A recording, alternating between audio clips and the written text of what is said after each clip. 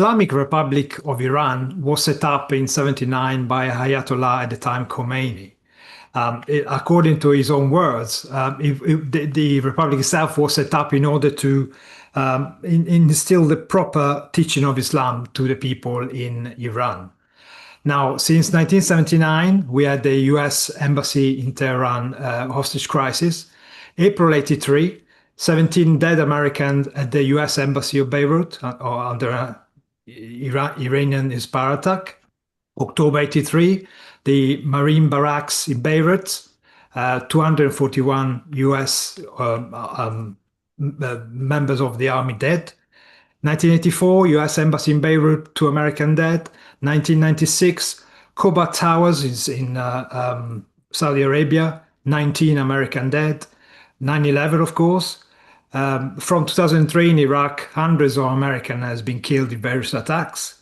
In 2004, 3 dead in Jordan under a Hezbollah attack.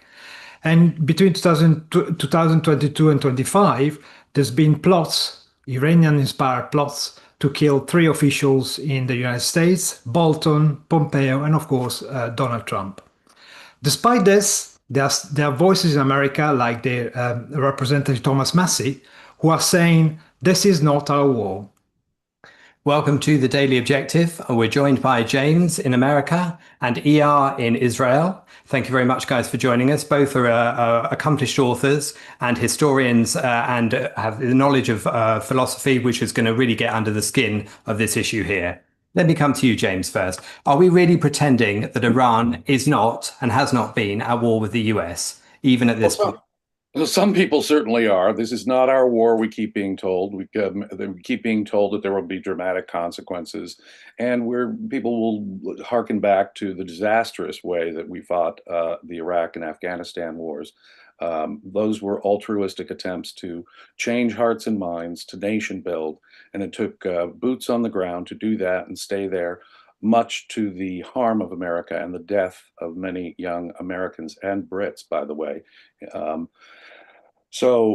No, this is a perfectly justified war, no matter how you look at it. What Marco just covered there, we are at war. This is our battle. And look, they declare death to America. I mean, just a couple of weeks ago, the Ayatollah tweeted out, death to America, death to Israel. That's their chant. That's been their chant for over 40 years.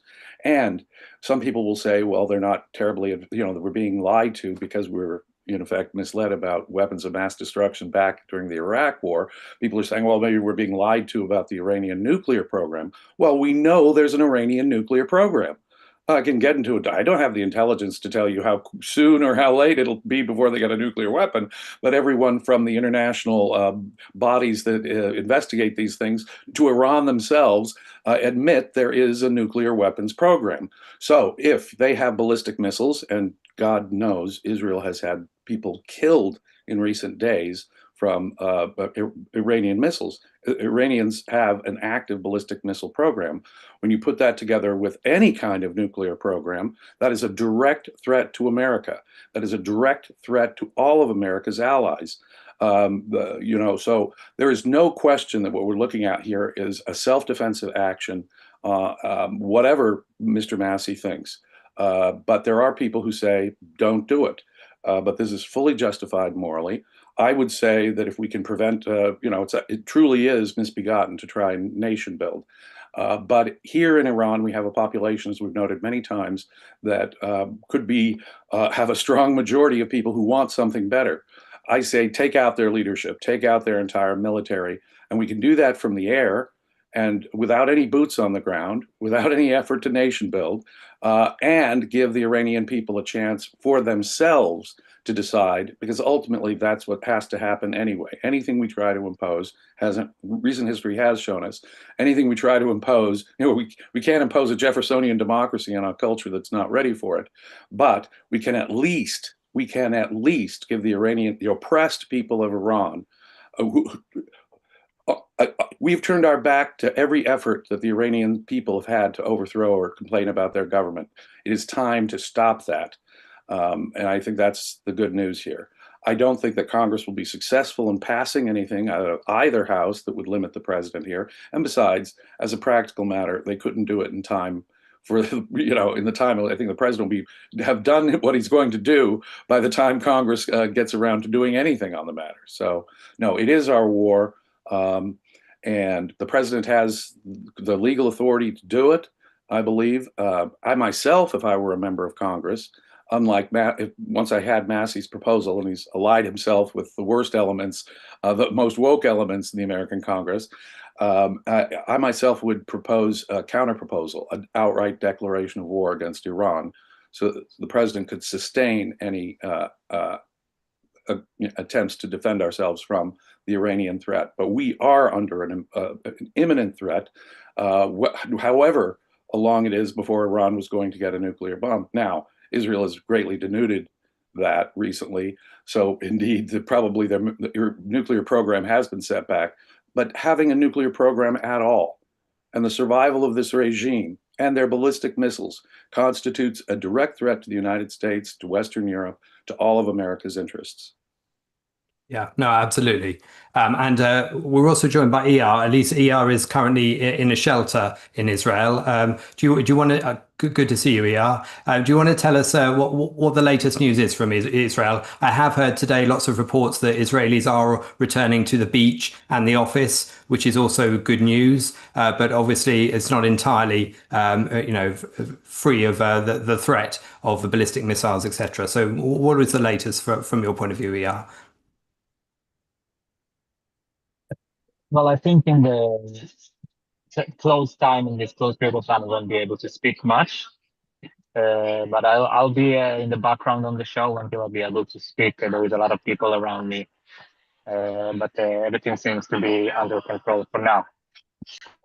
Okay. All right. No, thank you very much. Yeah, we do understand totally. And if you do choose to add anything into the chat for us, we will certainly be happy to read it out. Any points you want to raise. But thank you for being with us, even in these difficult circumstances. I think one of the things, at least even in the shelter, ER has the internet there, which a lot of Iranians don't at the moment. Apparently, the internet has been down substantially today, even more so than back in the 2022 protests, which were quite large in Iran. But there's clearly been a serious outage there as the Iranian regime tries to keep control of its own population, no doubt, and manage the flow of information, which every dictatorship needs to do, particularly when it is like this one on the ropes. But we have heard also today from the leader, from the supreme leader, Ali Khamenei, from his bunker in what was a sort of low-res version of the internet that he obviously had his connection there, but it was low res, it was low key. He was certainly looked, I don't speak Iranian, but even from the body language and the way he was talking, it wasn't the defiant death to America shouts that we've heard. It was very low key, very last legs, let's say.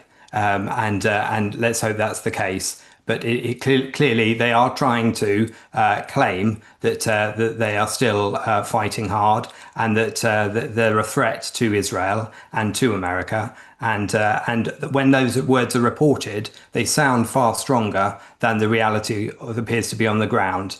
And it's not even clear in some of the reports that I've seen just how little even the Iranians are able to control their own agenda when it comes to promoting that sort of message from Iran. And of course, we've seen the usual bluster coming from the supreme leader. He's hiding cowardly in a bunker somewhere in Iran, but he still talks about, yeah, bring it on. The battle begins now. Will cause irreparable damage to Israel, to the US if they attack us. We will punish Israel. It's like, really? Dude, you're literally hiding in a hole.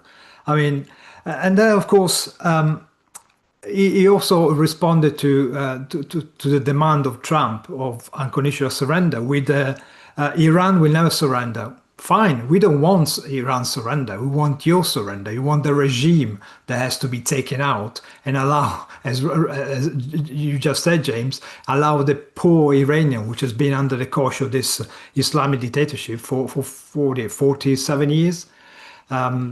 We don't want the regime, to talk about. Level of fanaticism, though.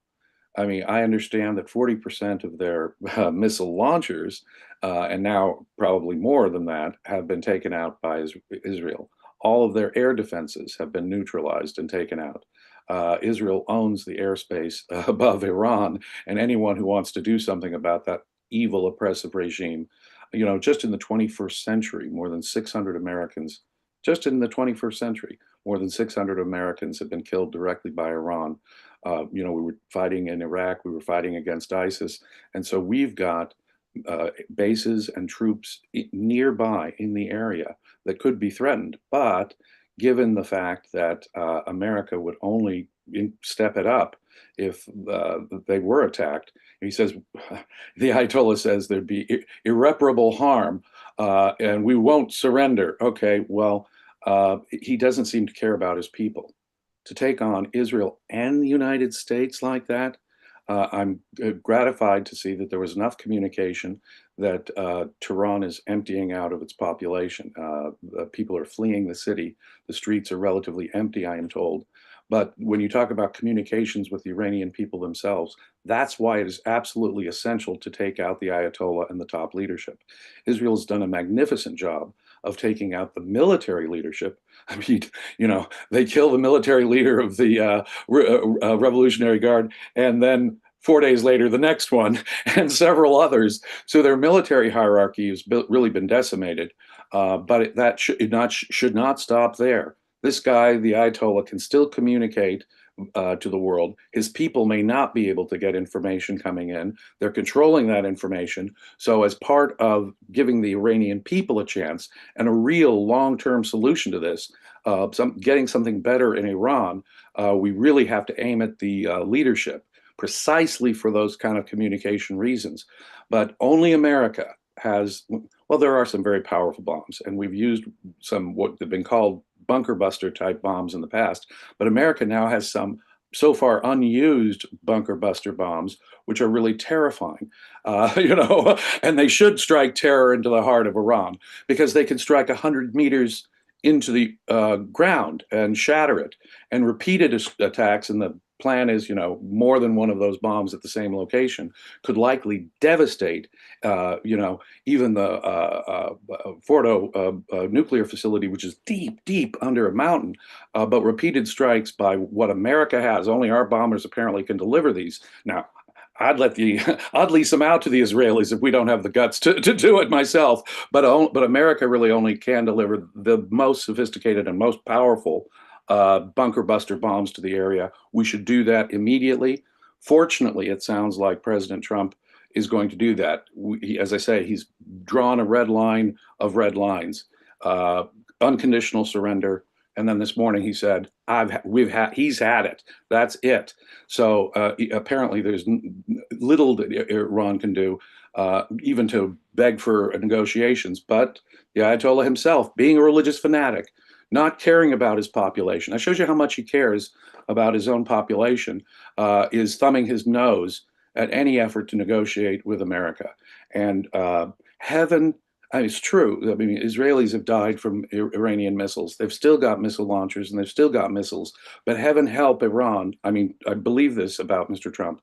Heaven help Iran if he does now kill Americans in response or in the wake of this. I think that would only inspire further involvement by the Americans. But that involvement does not need to be anything from the air. This is a population that I think is on the edge of changing their government anyway. So go for the leadership as well. Follow up on the veiled threats that he makes, like we know where he is right now. And we certainly have bombs that can penetrate probably wherever he is in the country, if they know he's in the country and where he is. Israel, of course, should do that as well. But I don't see any reason why the United States shouldn't do that. You know, people talk about blowback.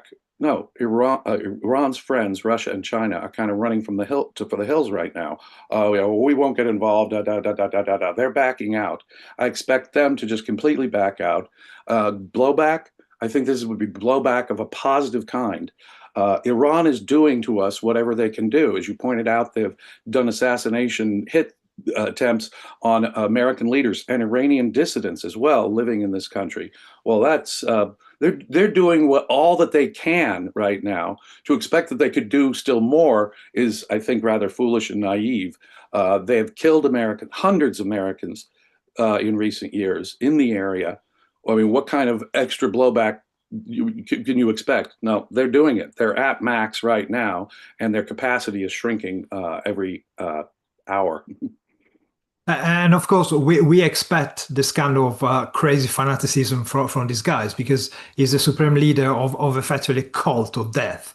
They do not care about their own lives. They don't care about the life of anyone else because their cause is much more important than their own life. And that's what makes them dangerous in a way because you cannot come to a table with somebody who doesn't care about surviving. When you deal with somebody, you have something to exchange, but they don't have any exchange. They accept death as a possibility. So they do not care about reaching a peaceful solution because they haven't got use for peace. They just push death, and this guy in his hole and his regime obviously wouldn't care about attacking the US just to make the point, wouldn't care about the reaction, whether their own people, as you mentioned, would die in the blowback. Because that's what they're after. They're after death, and we've seen it over and over again. That's why the list I mentioned only involved U.S. citizens. But of course, you can find thousands, hundreds, and thousands of examples of plots and murders and various things linked to the regime in Europe, in America, in Africa, all over the place. So a world without the Iranian regime, it's actually, I can't even imagine how good it's going to look like. Because at the same time, it will also put a stop to certain activity from Russia and China themselves. Without a stable, evil Iran, their operation are impaired because Iran is right in the middle between the two of them. That's why there are secret flights from China going into Iran, perhaps delivering weapons, perhaps taking out some valuables, gold or stuff that the regime is trying to tuck away. But yeah, I mean, nothing good can come from a continuation of the regime. And whatever happens after this, the regime is gone, can only be better than this. Yeah, for sure. Yeah. Yeah, wanted to thank our super chatters just for a moment. Thank you to Jonathan Honig, to Bonnie Bertrand, to Bronx Guy, and PC, who also says it will fall soon, meaning Iran, I'm sure. So thank you, all of you, for your super chats. We appreciate the bomb, that. hopefully, will fall soon too. Yeah, no, absolutely. And I think Marco mentioned there the flights that were supposed to have come in from China. This was on Friday, shortly after I think the campaign started by Israel against Iran. 3 flights went into to Iran from China that looked highly suspicious, and nobody knows exactly what they included. But we also saw 3 Iranian aircraft today taking flight to Oman, which it supposedly also included the Iranian's president's plane.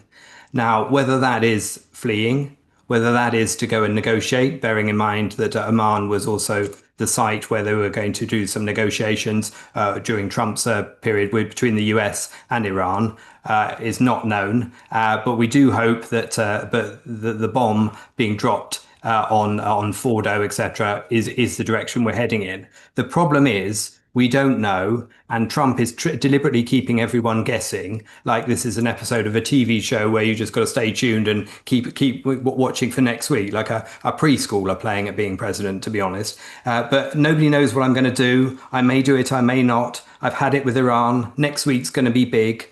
The problem is here that although you've got a military capability, both certainly in the US, a strong military capability, there's a difference between that and the principles behind your foreign policy.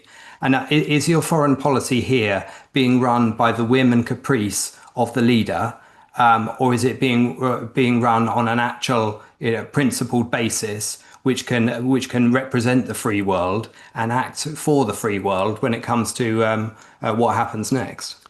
And of course, we've seen Trump trying to sort out the situation between Russia and Ukraine and found it impossible to deal with Putin directly. He tried to mediate Hamas and Israel, and he found impossible to deal with Hamas. Surprise, surprise. It looks like you cannot deal with dictators. Funny that. James, apart from the question Richard asked, it's about, is Trump kind of whimming it? He's using his whim in order to set policies. What could the American establishment, the politicians, actually do in terms of legislation and putting effectively stops or delays in place to stop the executive from doing whatever they want to do? Under the United States Constitution, the president has plenary, independent, constitutionally granted authority as commander-in-chief of the U.S. Armed Services. And by implication, it gives him the power to do something when there's a threat of insurrection, invasion. And in this world with jet airplanes and ballistic missiles, I think we have to think of the threat of invasion as being a worldwide thing, not just something near to America's borders. I mean, America is protected by the two great oceans of the world on either side, but the world has become a smaller and smaller place. So I should think that the meaning of what it means, a threat of invasion of America, should likewise alter. And so the president does have independent constitutional authority to act in America's self-defense. And it surely calls for it in the case of Iran. On the other hand, Congress, Article 1, Section 8, as you probably know, gives Congress the power to regulate the use of the army and to, most significantly, to declare war. So I would say that any long-term military action constitutionally requires Congress to get involved in. A short-term action predicated on self-defense, when you're talking about one day potentially nuclear armed with ballistic missile Iran, combined with their religious fanaticism that will not hold them back. I mean, back in the days of the Soviets, when we were in the Cold War, they had something that held them back. And being atheists, they were probably more acutely aware of their own skins. But these are religious fanatics who will act suicidally, as we've observed. But in 1973, in the wake of Vietnam, the Congress moved to limit a president's power to act. In the 1973 War Powers Act, the president has 48 hours to notify Congress, and then Congress has 60 days to give its thumbs up or thumbs down on the military action. But that, you see, even there, although meant to limit the president's power, acknowledges a president's ability to act in the short run when it comes to such matters. Americans are in the region and are directly threatened by this. So I think the president has legal authority to do so. Now, there are resolutions, as we've talked about, in Congress right now to limit the president's power. Mr. Massey, a Republican, the most libertarian of the Republicans in the House of Representatives, is willing to join and make a strange alliance with the farthest left elements of the United States Congress. But I don't see them actually getting that through either House of Congress right now. And besides, as I say, it would take them it would take so long for Congress to act. That's part of why the Constitution was written the way it is. They perfectly realize that Congress might not be able to meet in time, might not be able to do something in time. Well, folks, by the time Congress does anything, I doubt they will pass any resolution out of either House of Congress to limit the president doing this. But even if they could, it would happen so far down the road. This gives the president weeks of practical operating time to act in American self-defense. And given the way Iran is killing Israelis with their ballistic missiles, our troops are even closer to Iran on the ground, mind you. But another aircraft carrier, the scariest thing in the world right now is an aircraft carrier fight group. Another one is heading to the region. And I suspect, I know it, we talk about presidents not being reliable and this being a question of one man's whim. Well, whether it was President Obama letting red line, if you use weapons of mass destruction in Syria, it'll be my red line. Yeah, he let that go by. Oh, instead, when he opened up negotiations with Iran, that's not a good foreign policy either. He was appeasing Iran. He was simply snookered into a deal with Iran that, of course, Iran was never going to keep and did not keep. We know Iran has a nuclear program, and that's all there is to it.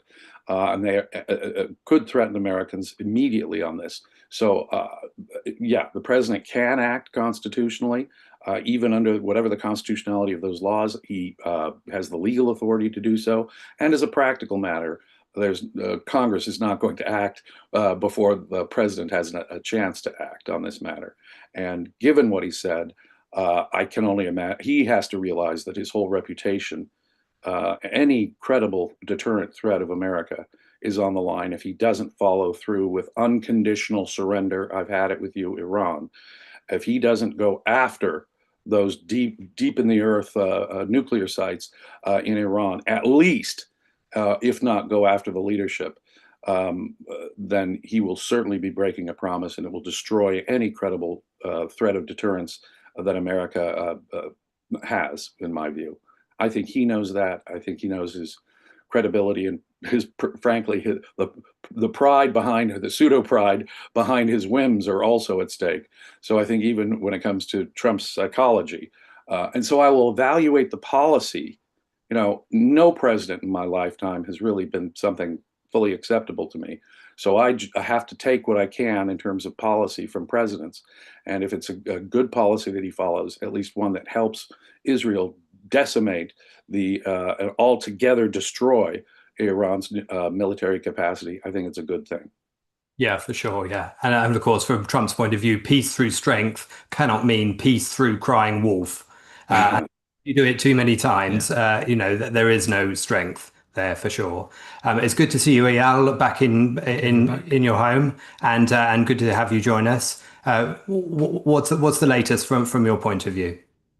So I'll give you my personal news. So I was about to go up in the show, and then I got the notification from Homefront Command that sirens might go on soon, and that means I need to go to shelter. So I went to shelter, and on the way I said, like, I'm not going to let ballistic missiles from Iran to intervene with my obligations. So I opened the Zoom via my phone. And I figured out I won't be able to speak very much in the shelter with all the people and all the noise around, but I figured it would be a nice statement to not allow the Iranians to just stop me from my routines. And while I was sitting in the shelter, I was watching the news, and I figured out that this barrage was like less than 5 missiles, and apparently we only needed to intercept one of them because the rest either failed or fell in open territory, and we don't waste our Arrow 3 missiles on like when it's not about to damage to any property or human life. So I just want to say the Iranians, like this Iranian regime, they're losers, and they can't even shoot the barrages, and they're going to go down very soon, and they're very desperate. Yeah, just reading a few statistics.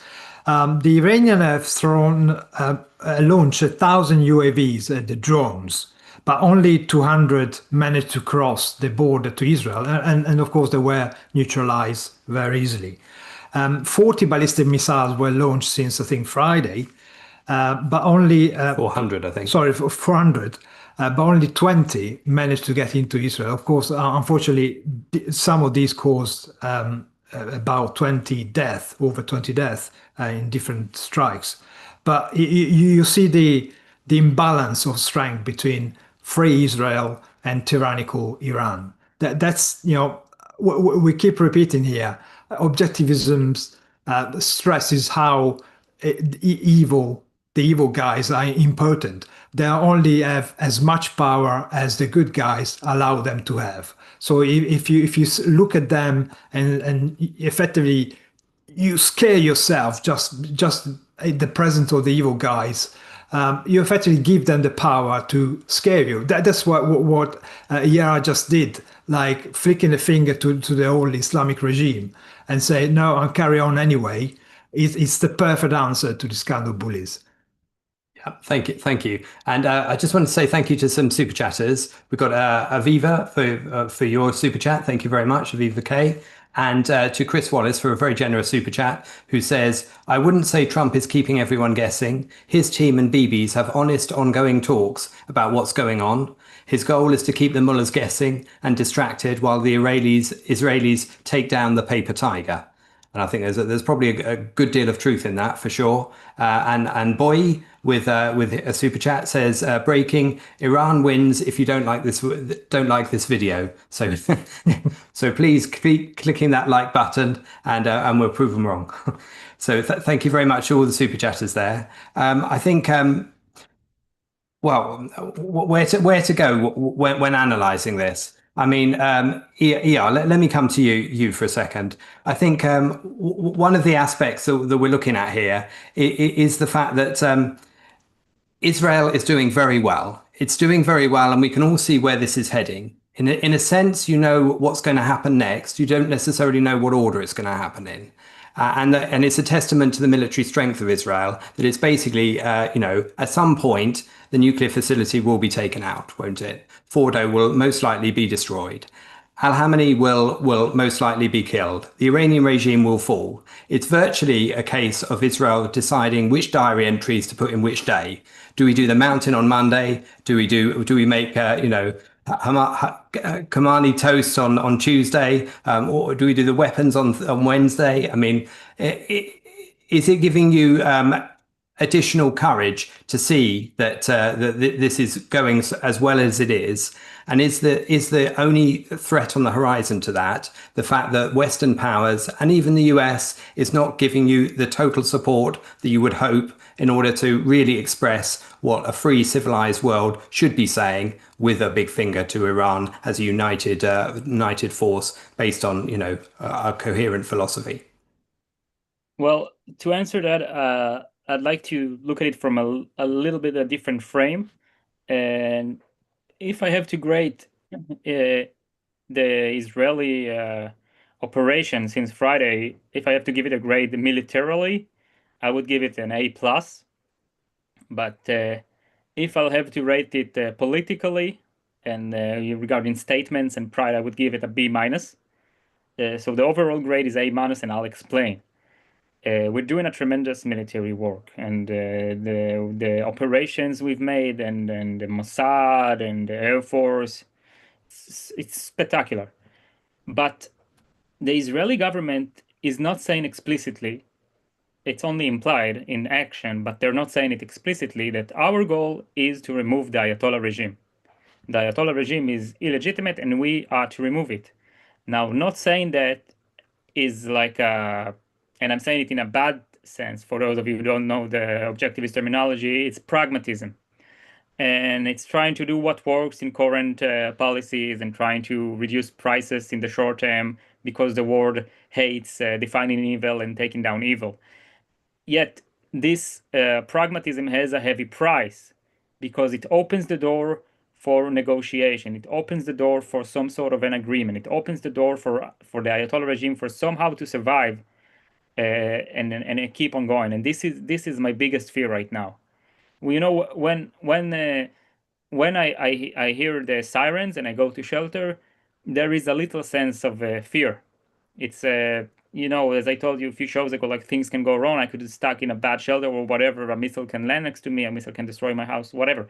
But this little bit of fear is nothing compared to my honest me being worried that the Israel and the United States might go for some sort of an agreement with Iran. This frightens me.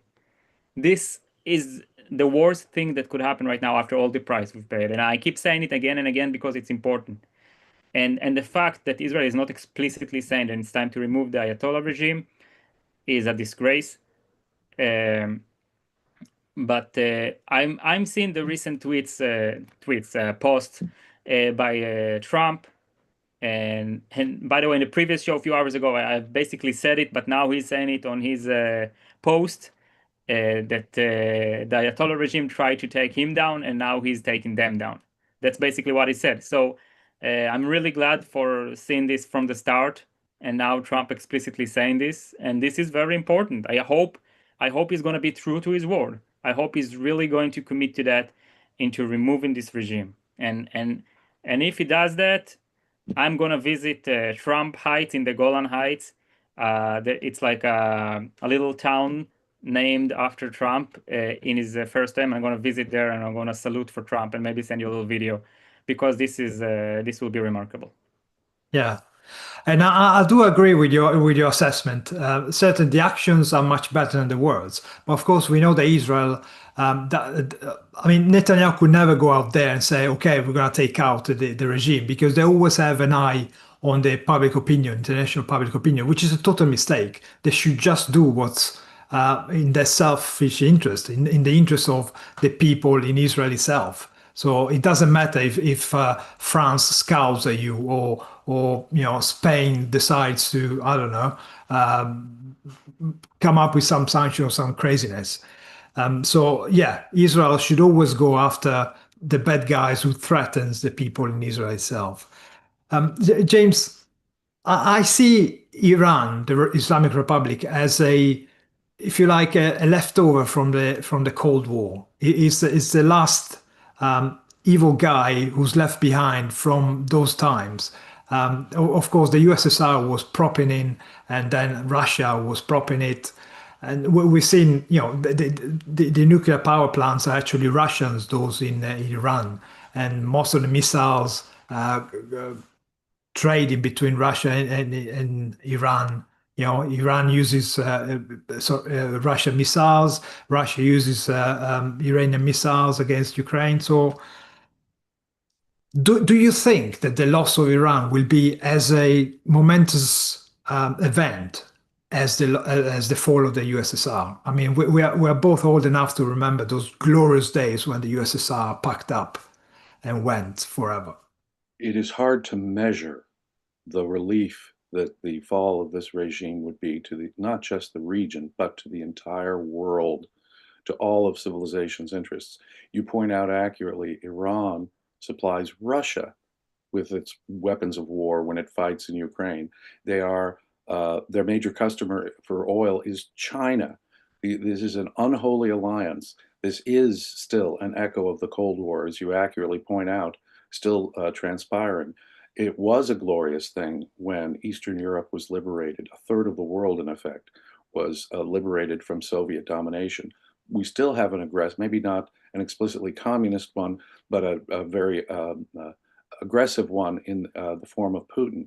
Putin offers to negotiate a peace between Iran and America, and Trump, good for him, says, no, I don't think so. Putin says, we'll take the uranium from Iran. No, I don't think you're any safer to have with, well, maybe only marginally safer to have with the uranium. So that's not an acceptable option. And again, America has rejected that. Good. Now, it's true that Trump has, in effect, verbally committed himself to quite a bit here, but he too is a pragmatist. And he should, as we indicated earlier, come out even more explicitly. This is all about regime change. This is all about destroying the present government of Iran. We can do that. We can do that without boots on the ground. Give the Iranian people, who have a large segment of, we've said many times, of their population want something better. Give them a chance, but that will require taking out the leadership, the top political leadership, not just their military leadership, which Israel's done a magnificent job of taking out, but it means eradicating all of their military potential and all of their military threats. Yeah, we are feeling an echo of the Cold War. Think of what the world would be like without Iran. Think of the terrorism that has happened over 40 plus years now. All the Israelis, all of the Americans, all of the people in, I mean, you just add up all the terror. Iran has been the leading sponsor of terrorism now for the better part of 5 decades. And think of it too. They have been like I say, China is their main customer when it comes to oil. They supply Putin with weapons.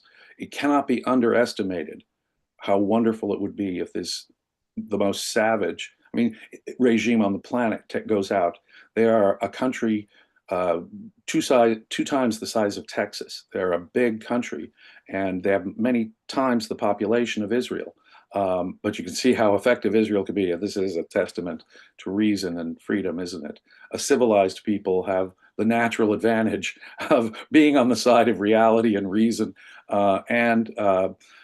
Iran has alienated, they were always a relatively secular population. Of all the Muslim countries, they have been the most, before the Ayatollah took over, the most pro-Israel, in fact. So think of what could happen if there is a regime change in Iran. That could change the entire landscape. And every Arab state, whatever they publicly say out loud, they will breathe a sigh of relief. Trust me.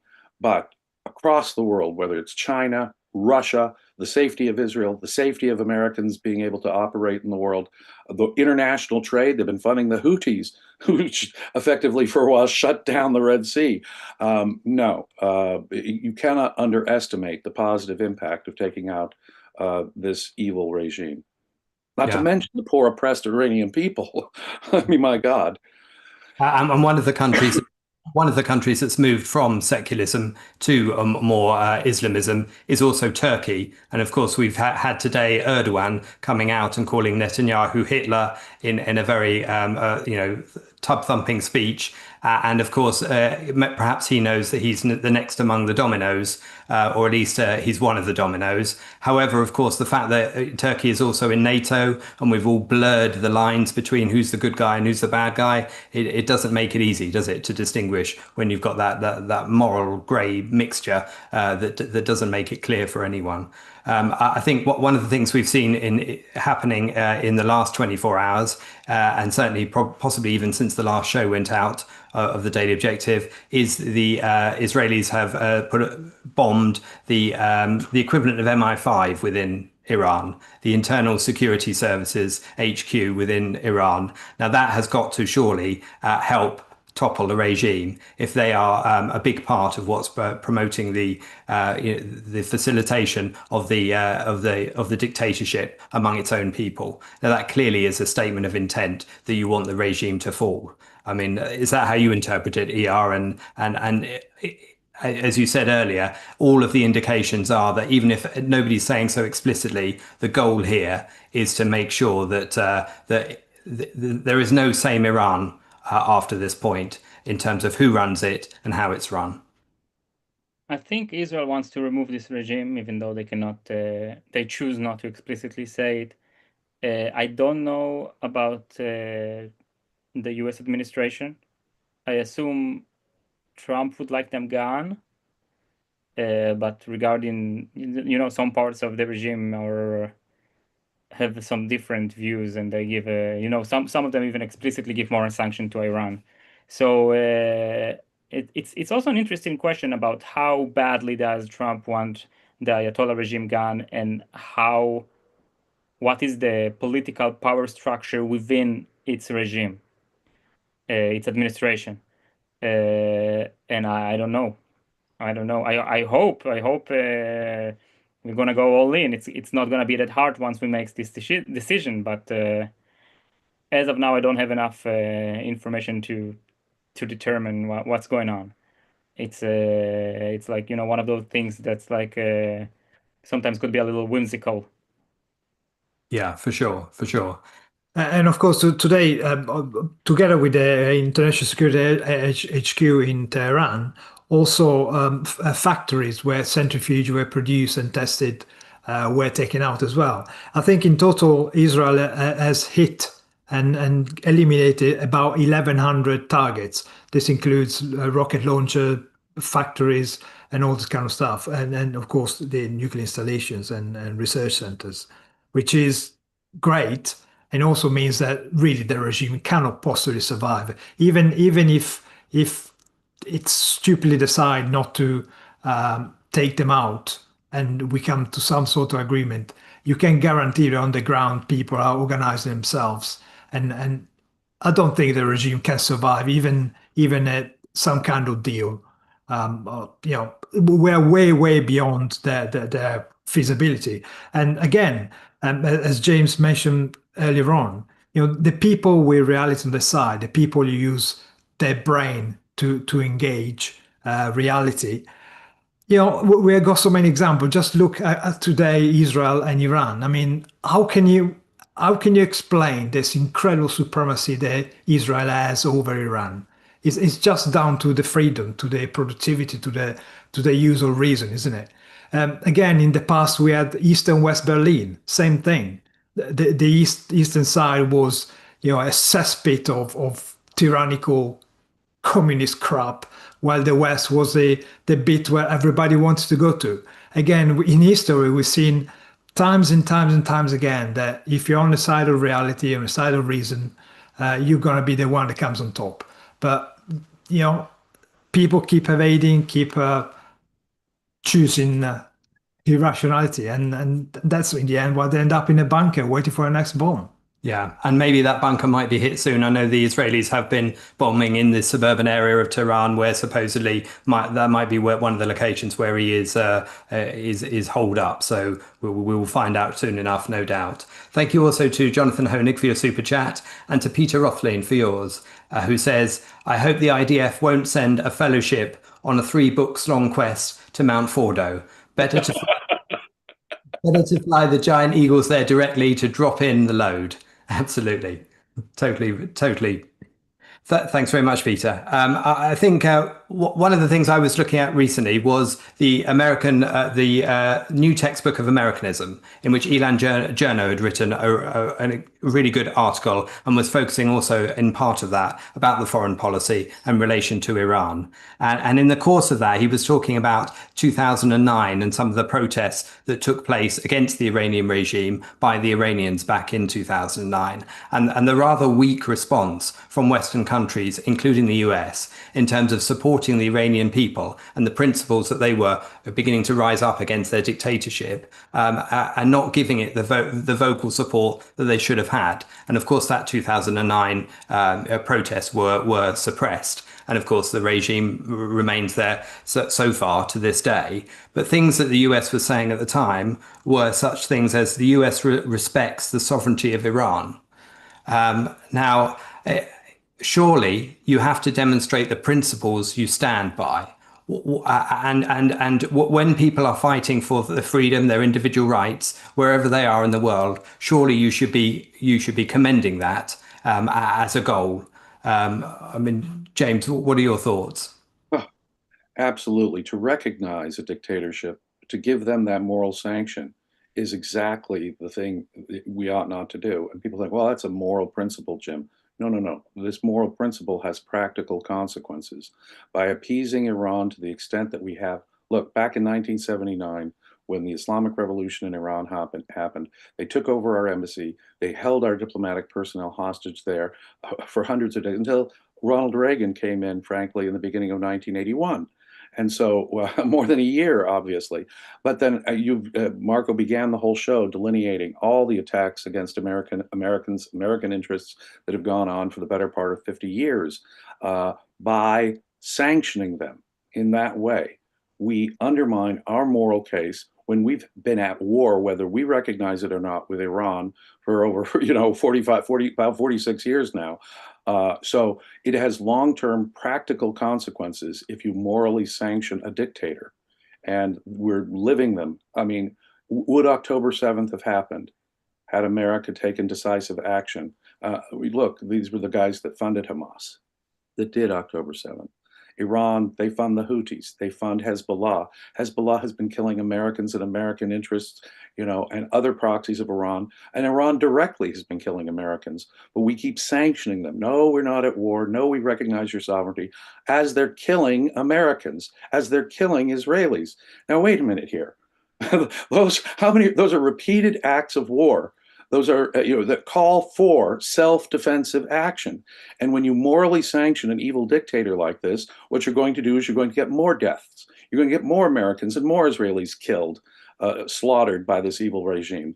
So no, it is a moral responsibility on the part of America's leadership right now. And a great point was made by our friend from Israel. It is elements within the Trump administration who don't want regime change, who are critical, and intellectual elements, intellectual, I'll put those in quotes, among the anti-Israel right, not just the squat Ilhan Omar and Rashida Tlaib and their handful of followers in Congress. It is intellectuals, and I put, like I say, in scare quotes, on the right who are anti-Semitic and anti-Israel, and they're the real threat because they sometimes have the ear of Mr. Trump. So we can't afford to morally sanction them. Ayn Rand said back in the 1960s that we could see the Soviet empire fall without the loss of a single American life if we just stood up and had the backbone and call it what it was. And in the 1980s, Ronald Reagan called it an evil empire again and again, and did pour in money to defense, industry and technology. But you'll notice how quickly the Soviet Union collapsed the minute, without the loss of an American life, the minute that someone had the backbone, with the help of Margaret Thatcher, by the way, to have the backbone to stand up to that evil regime. Moral sanction matters. These guys are not 10 foot tall. They cannot, if we take out their missiles, if we take out their nuclear system, if we take out their military and political leadership, we neutralize this threat. And to say we recognize the sovereignty of a nation that probably doesn't even have the support of its people, but are killing Americans and our allies is unspeakable. It's morally the wrong, bankrupt. And when in fact, we should have moral clarity on this, Mr. Trump. You have every right, indeed, you have the moral responsibility, if you're going to protect civilization, to take out the government of Iran. I'll leave it there.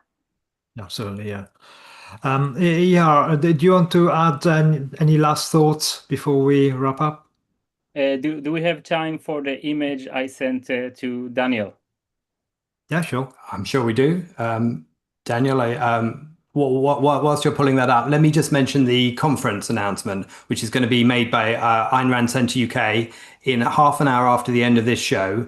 And it's going to be a big event. So please, if you're a member, you can join on Zoom for website members. You can join on YouTube live stream for YouTube members. And there's a link in the chat for both of those. So it's big news coming from this channel and everyone behind it. And I hope you can tune in and find out the details of that as they're announced live. And I also want to thank the new YouTube member, Amir Lux, for joining as a YouTube member. And of course, you'll be able to join us as well for that announcement. So thank you. Daniel, thank you. All right, so I wanted to speak about this ex-post, and luckily for you English speaker, there is an English translation, so I'll read it. A few nights ago, a rocket fell near my home in Tel Aviv. Several buildings were destroyed, but the residents who were in the protected space came out unharmed. Before dawn, the municipality took care of cleaning the street. In the morning, the cafes with shuttered windows and peeling plastered open as usual. And the rest is a little inside the joke. And Daniel, please show the image. So I wanted to show it to you to point out the resilience of the Israeli people. Power in saying it in a bit of a loose term. This is not our first rodeo, and hopefully it will be the last one. Probably not, but could be. And we are capable, and we're strong, and we're going to win this. And hopefully, in the realm of diplomacy, we wouldn't give the Ayatollah regime the slightest chance to survive this campaign. And his only way to survive is if we allow him. And hopefully, and this is a message to the Israeli government and to the Trump administration, do not allow them to stay after this. This is their end, and it is in our power. And it will be quite easy as of now to just start a new regime in Iran. We also have Pahlavi, the heir to the Shah, that is ready to come and take over, and will probably get enough support from the rational Iranian people who are thirsty for some freedom to be served. Yeah, and of course, any following regime or following administration in Iran after the regime would be based on the fact that, unlike Gaza, the Iranians have got their own culture. You know, they got a proud past they can fall back onto. They never really wanted those Islamic monsters to rule over them. They were never particularly sold to the Islamic promise of 72 virgins, all this kind of crap. But unlike following plan for Gaza, unlike the following phase, Iran would be much easier. Okay, there are factions, there could be internal problems with the existing members of the regime, whatever, but it would never be as complicated as dealing with the Gazans. So, as well as the external diaspora that would be willing to go back and take part in rebuilding a future Iran. But I think also in terms of what you just showed, AR, with that tweet there and that photograph, I think what's really good about that is not the fact that the Israelis are living with the threat as they've been doing for so many decades, but they are looking at eliminating the threat in the future. So they're living with it, hopefully for the final phase for which they have to live with it in order to get to that eliminated threat, so that they can not rely on shelters, not rely on having to clear up rubble or abandon their lives at the drop of a hat in order to protect their safety, but to have a permanent safety, which everyone should want everywhere in order to live out their own lives. Yeah, and personally, I cannot express enough how much in awe I am of the Israeli people who are able to carry on with a constant threat. And not just carry on, but being the beacon of civilization that they are in the Middle East. It's just incredible that despite all the threat and despite the fact that they have to embed security in their own normal life, they still manage to carry on and shrug it off. It's just, that's what here in Britain used to be the spirit of the Blitz, which is way gone now. If we weren't threatened by anyone, we would just hide in a hole somewhere and never hear from us ever again. But yeah, I would love to believe that the UK had the same resilience that you guys have. But hopefully we won't have to put that to the test either soon. And with what's happening with Iran, the whole world may be safer as a result, something we obviously all wish for. Thank you to new YouTube member, Break Yourself, who's just joined the YouTube membership group. Thank you very much. We're glad to have you with us. James, just to close then, where can people find your work and find more about you? Well, I'm very active on social media, especially Facebook, where I answer questions almost every single day of the week. So hit me up at James Stevens Valiant at Facebook. I'm here frequently. The Ayn Rand Center UK, and some of the material I provide is for subscribers only. So I'd consider becoming a paid subscriber if you're interested in my work and I lead seminars on Dr. Leonard Peikoff's lecture courses and all kinds of other stuff. So please become a paid subscriber and check out the announcement for the fundraiser coming up here, everyone. It's a big one, an important one. And finally, I just want to again express my awe and my admiration for the Israeli people. Courageous, resilient, taking one for civilization right now. And I beg the leaders of both Israel and the United States to finish this regime off and make the price that Israel has paid, with at least 24 dead already and hundreds injured, make their lives count for the most. I mean, this is such an evil regime. Israel is so resilient and brave. It's incredible. And morality is on our side here. And what we could do to reshape the world, if we do, cannot be underestimated. So with that, thank you, and please be safe out there. And I don't mean just Israelis. There's violence going on around anti-Semitic violence going on around the world, even my country, the United States. So every Jewish person, every vocal supporter of Israel, be safe out there. Please be safe. Yeah. Thank you, James. Do you happen to have written a book or something? I'm working on a book called Victory Now.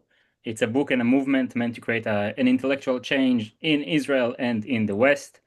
It's about offering a plan for Israel's victory and a moral case for such plan, a moral case that is very needed in today's inverted morality popular in the West. You can find me, my Patreon, sign up for a waiting list for the book, read my articles and many other things in the website www.victory.now. Your support is welcome, and I thank you all.